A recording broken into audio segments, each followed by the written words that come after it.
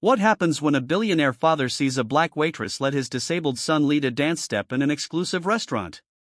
A life-changing moment unfolds. The silence that fell over Kingsley's, Manhattan's most exclusive restaurant, was so thick, it seemed to have weight.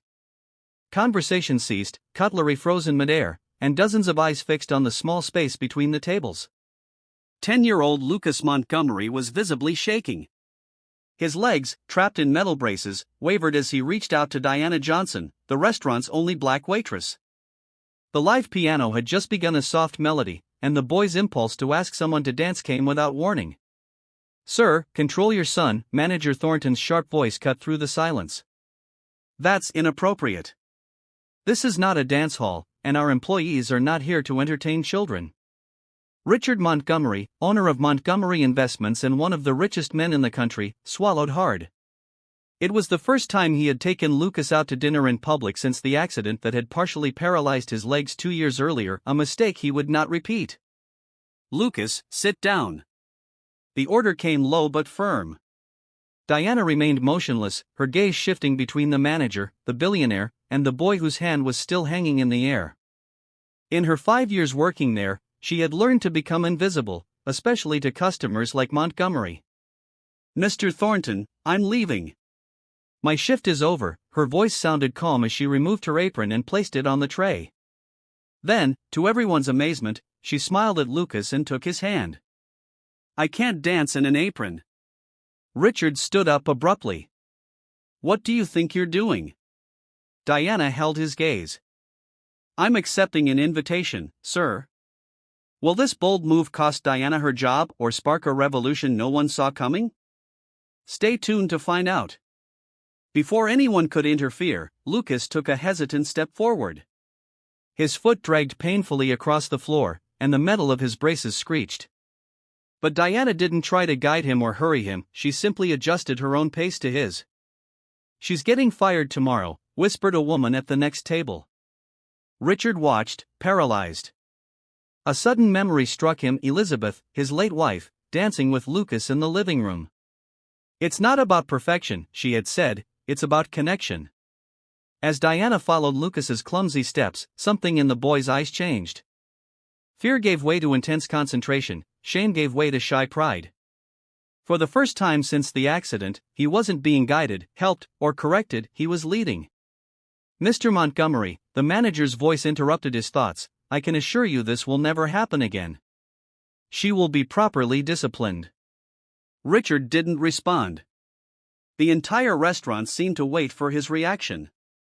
After all, a man of his power could end anyone's career with a single word.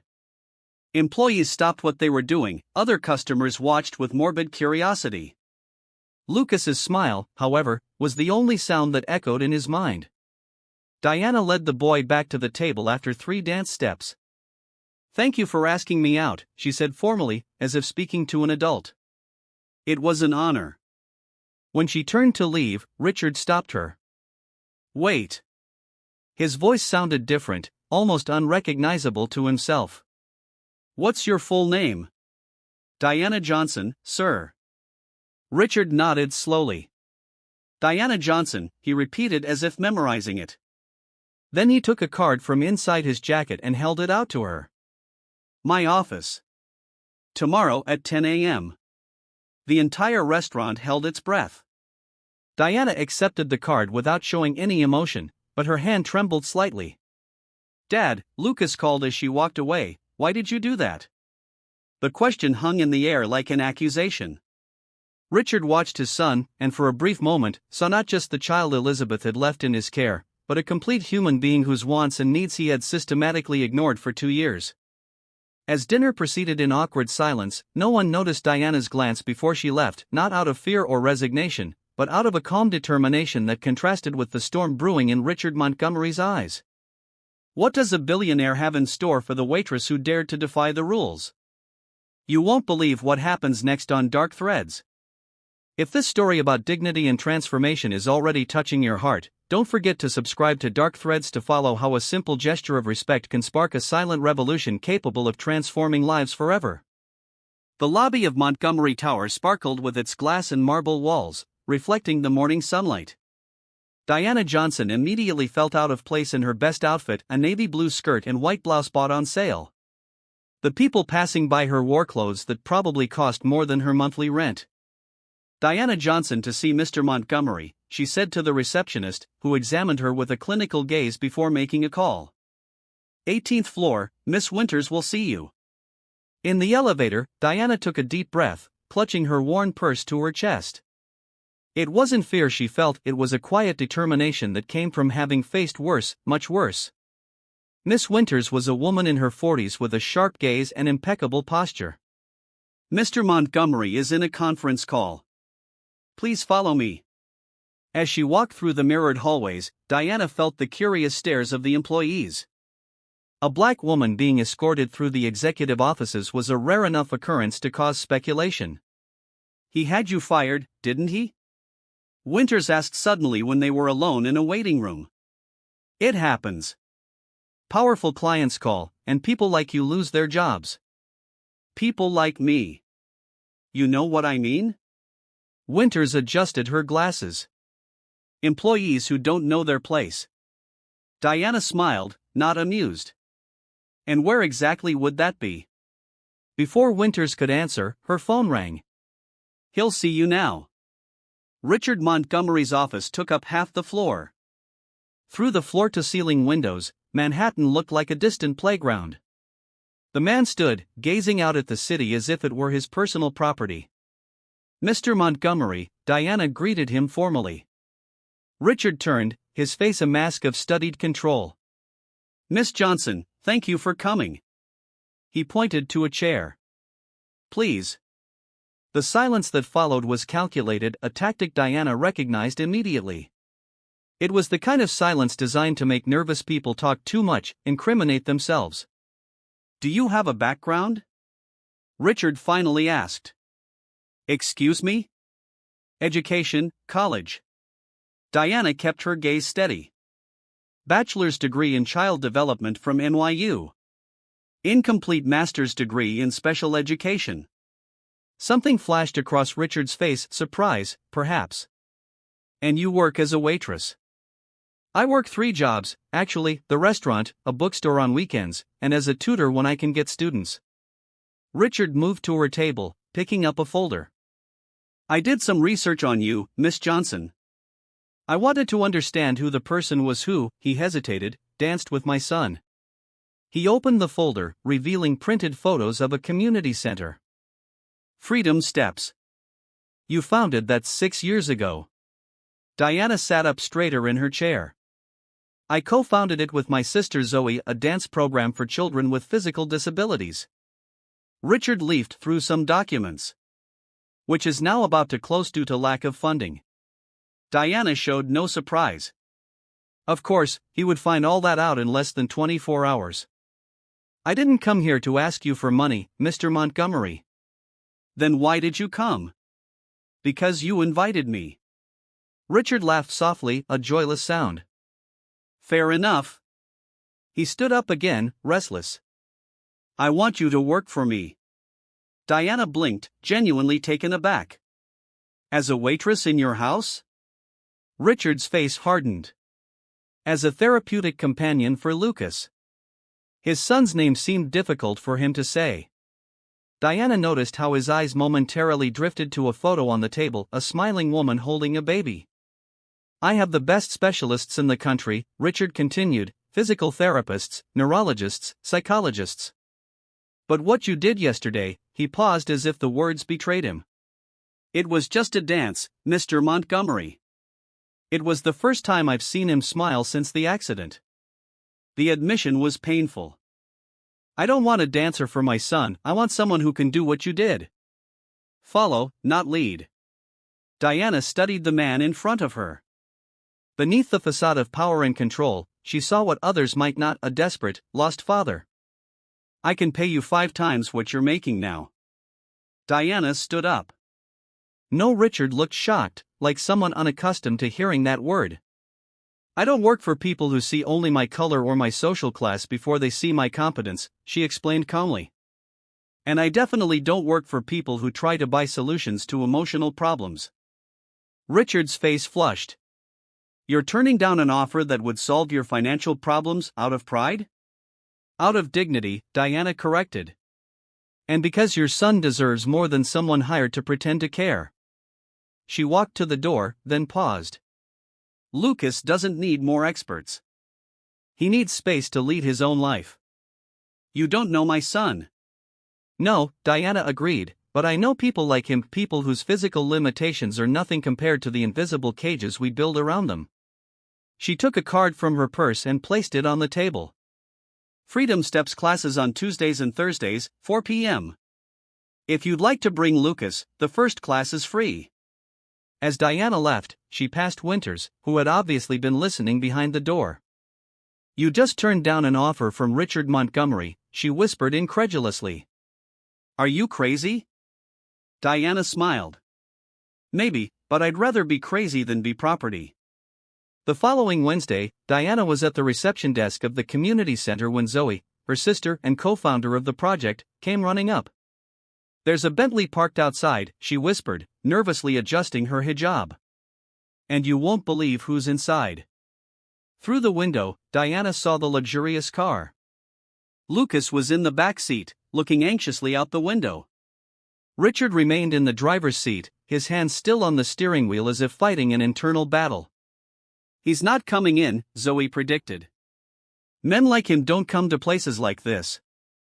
Diana smiled, remembering Lucas's gaze during those brief moments of dancing. Don't underestimate the power of a determined son. As they watched, the car door opened. Lucas got out slowly, adjusting his gadgets. Then, to everyone's surprise, Richard got out too. The billionaire looked out of place in his casual pants and sweater, an obvious attempt to dress less formally, but still screaming privilege. I told you he'd come, Diana murmured, more to herself. Zoe stared at her. What did you do? Diana didn't answer, but her eyes sparkled with a secret that not even her sister fully knew. In her tiny apartment in the Bronx, hidden under her bed, was a notebook filled with notes about children like Lucas and men like Richard Montgomery, years of observation, research, and a plan that had begun with a simple acceptance of an invitation to dance. What Richard Montgomery didn't know, what he couldn't imagine in his world of glass towers and endless bank accounts, was that Diana Johnson wasn't just a waitress who had agreed to dance with his son. She was a woman with a mission. And his empire of isolation and privilege was about to face its greatest challenge, the simple truth that some of the greatest lessons in life cannot be bought, they must be lived. Freedom Steps operated out of an old community warehouse. Handmade posters decorated the walls with phrases like your rhythm, your rules, and every move counts. When Richard and Lucas entered, children with various types of mobility devices practiced free movements to the sound of a light beat. Mr. Montgomery, Diana approached, wearing simple clothes with the program logo, Welcome. Lucas watched the children in awe. A girl in a wheelchair spun in precise circles while a boy with a prosthetic leg created a sequence of steps. It looks chaotic, Richard commented, visibly uncomfortable. There is structure, Diana replied. It's just not the one you recognize. She turned to Lucas. Would you like to join in? The boy nodded enthusiastically but looked at his father, hesitant. Go on, Richard said tensely. I'll be right here. As Diana guided Lucas to the group, Zoe approached Richard and offered him a chair. The first day is always the hardest, she commented, for the parents, not the kids. This isn't therapy, Richard argued. I hired the best rehabilitation specialists. And how has that been working for Lucas? Zoe asked gently. The studio door opened. An older woman entered, leaning on an ornate cane. She had gray hair in elegant braids and a commanding presence. Dr. Elaine Mercer, Zoe whispered, neuroscientist specializing in brain plasticity, retired from Harvard. The woman greeted several children before noticing Richard. Mr. Montgomery, you've rejected my research proposal 3 times in the last 2 years. Dr. Mercer, I didn't expect to see you here. I oversee the research program, she explained. We're studying how non-directive approaches to movement affect neural reconfiguration in children with motor challenges.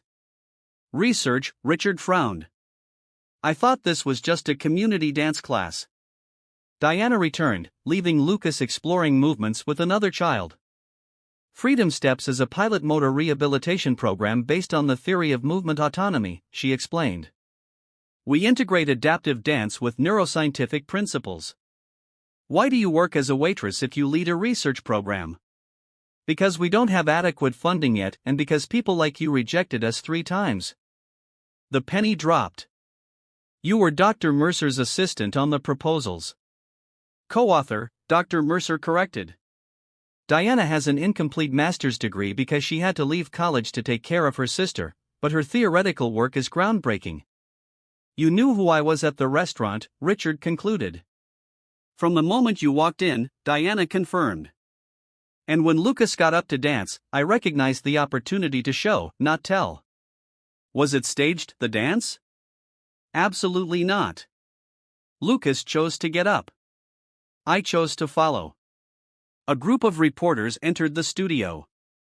Richard immediately tensed. What's this? Part 2 of the plan, Diana smiled slightly. Zoe showed Richard a newly published article, Revolutionary Motor Rehabilitation Methodology Shows Promising Results. We published our first results today, Dr. Mercer explained, and we invited the press.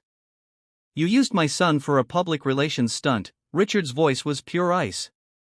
Diana led him into a side room where photos of dozens of children adorned the walls, each with handwritten progress statistics. On the last wall was an empty frame. What's that? He asked. Our future, the full rehabilitation center we could build if we had the resources, 500 children a year instead of 50. You orchestrated all this, Richard muttered, the dance, the meeting, bringing me here on press day. I saw an opportunity and took it.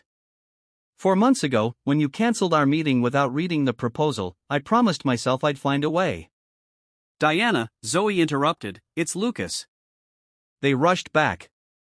Lucas was in the center of the room, surrounded by other children. Someone had turned off the music, and everyone watched in silence. The boy had removed one of his braces and was trying to balance on just one support. Lucas, Richard started forward, but Diana stopped him.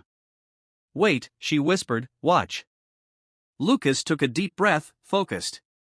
Then, to everyone's amazement, especially his father's, he took a complete step without full support. It was small, shaky, but entirely his. The children cheered. Camera flashes went off. Richard's face, usually composed and unreadable, was now exposed, with unshed tears glistening in his eyes. That's why we created Freedom Steps, Diana said softly. It's not about perfect steps, it's about first steps on your own. Richard watched his son not as a problem to be managed, but as a complete person discovering his own strength. This could have been done without manipulating me, he said finally. It could have been if you had answered our calls or read our proposals 3 times. The reporters noticed Richard. A murmur grew as Lucas, oblivious to the tension, continued practicing his new step with an expression of pure concentration. Richard Montgomery was cornered. Before him lay 2 options, withdraw in anger, confirming to the press his reputation as cold and calculating, or embrace the moment his son had created. Between the power he had always wielded and the freedom his son needed, Richard found himself in unfamiliar territory, one where neither his money nor his influence defined the next step. The man who controlled every aspect of his life now faced a choice that no amount of wealth could buy. His gaze shifted between his smiling son and the reporters waiting for his reaction. Humility was not a virtue in his vocabulary, but as he saw the transformation on Lucas's face, something inside him began to break. The orchestra of power and privilege he was accustomed to now played a different tune, and he had to decide, would he continue conducting, or would he learn to follow? Richard Montgomery faced the reporters waiting for his reaction. His son had just taken a step on his own in front of the cameras, and Diana Johnson had skillfully led him to this impossible moment. Mr. Montgomery, a reporter approached, could you comment on your presence at Freedom Steps today? Is it true that your foundation rejected funding this program 3 times? Richard glanced at Lucas, who was still practicing his new step, oblivious to the political tension. Then, to everyone's surprise, especially Diana's, he smiled. You know what's hardest for someone in my position? Richard addressed the reporter but spoke loudly enough for everyone to hear. admitting when we're wrong. A stunned silence filled the room. The Montgomery Foundation is pleased to announce a commitment to fully fund Freedom Steps for the next 5 years and to build a permanent rehabilitation center based on the methodology developed by Dr. Mercer and Ms. Johnson. Camera flashes exploded. Zoe let out a cry of surprise. On one condition, he added, watching Diana tense up, that Ms. Johnson retain complete autonomy over the program and its methodology, no corporate interference. 3 months later, bulldozers were clearing the ground for the new Freedom Steps Rehabilitation Center. The project wasn't the most luxurious the Montgomery Foundation had ever funded, but it was the most innovative, with every space designed with direct input from the children and their families. Diana supervised the construction frequently, but never alone. Lucas showed up regularly, sometimes bringing other children with him. And to the staff's continued surprise, Richard Montgomery also showed up, silently observing the progress. "I never thought you'd actually show up at board meetings," Diana commented one afternoon as they reviewed the plans. "I never thought I'd have to study neuroplasticity at 50, Richard replied, rubbing his tired eyes. In front of him was a scientific article marked with post-it notes. "But here we are." Diana looked at the man curiously. "Is this part of your public penance, or do you really care?" Lucas asked to have his second brace removed last week. "I know. He told me." His previous physical therapist said that would be impossible for at least 2 years. Diana smiled. "But you fired her, remember? Because you told me she was wrong." And she was. Diana pointed to a photo of Lucas balancing with only one crutch. "He's progressing faster than any traditional medical prediction. Why did you never accept my apology?" Richard asked suddenly. "Because you never apologized. You redirected resources, changed policies, funded our program. That's not an apology, it's compensation." Richard nodded slowly. "Fair again." At the opening ceremony 6 months later, the contrast with that night in the restaurant couldn't have been greater. The huge adaptive space was filled with children with various types of mobility devices, all moving freely.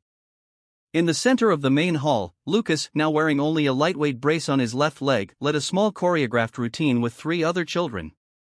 His movements were still limited, but they flowed with a confidence no doctor had predicted. Richard watched from a distance, not interfering. "He doesn't need you to hold him anymore," Diana said, approaching quietly. "No," Richard agreed, "but he still needs me to be around, crucial difference." Richard turned to face her. "Thank you," he said simply. "For what exactly?" "For teaching me to follow." A reporter approached. "Mr. Montgomery, how does it feel to see your son's progress?" Richard looked at Lucas, who was now helping a younger girl find her balance. "Proud, not of what he's overcome, but of what he's created for others." "And what's been the biggest lesson you've learned on this journey?" Richard Montgomery, the man who had once been known only for his financial empire, looked directly into the camera. "That true leaders aren't those who guide others down the path they believe is right, but those who have the courage to follow when someone shows them a better way." A year later, the Freedom Steps program expanded to 3 new cities. Diana received the Pediatric Rehabilitation Innovation Award, and her methodology began to be implemented in hospitals across the country. Lucas, now using only a light cane on difficult days, enrolled in regular school and became a youth spokesperson for the program, inspiring other children to find their own pace. And Richard learned the hardest and most valuable lesson of all, that true power does not lie in controlling every move, but in knowing when it is time to take a step back and let others lead the way. In a world where powerful people rarely change their perspectives, and where those without power often remain in the shadows, the story of Richard, Diana, and Lucas reminds us that true transformation occurs when we cross the invisible boundaries that separate us, when a billionaire learns from a waitress, when a father follows in his son's footsteps. If this story about how a simple gesture of dignity changed lives forever touched your heart, be sure to subscribe to Dark Threads, because we believe that the most profound revolutions don't start with grand manifestos or billion-dollar fortunes. They start when someone has the courage to take an authentic first step, and someone else has the wisdom to follow.